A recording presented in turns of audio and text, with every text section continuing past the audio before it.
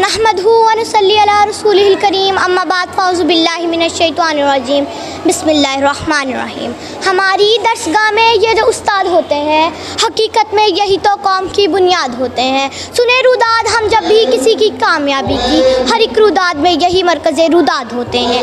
यही रखते हैं शहर इल्म की हर राह को रोशन, यही रखते हैं शहर इल्म की हर राह को रोशन। हमें मंजिल पे पहुँचा कर ये कितना शाद होते हैं।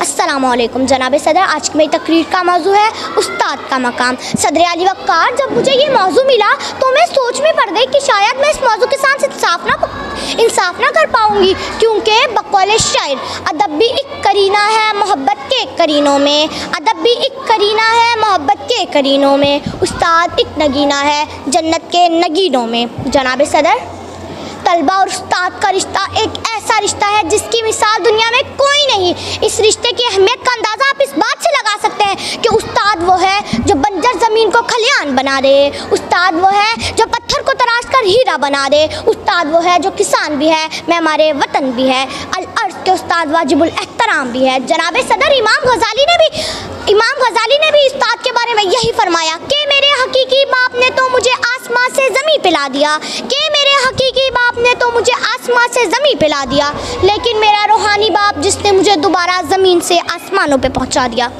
जनाब सदर, आप सल्लल्लाहु अलैहि वसल्लम ने अपने आप को मुअल्लिम कहा, यानी उस्ताद, और इस रिश्ते को ज़र्ब आला मिसाल बना दिया। जनाब सदर, मेरा तो ये दावा है, जिस तरह फूलों को चमक की ज़रूरत होती है, चाँद को दमक की ज़रूरत होती है, सूरज को चमक की ज़रूरत होती है, इसी तरह माशरे को उस्ताद की ज़रूरत होती है।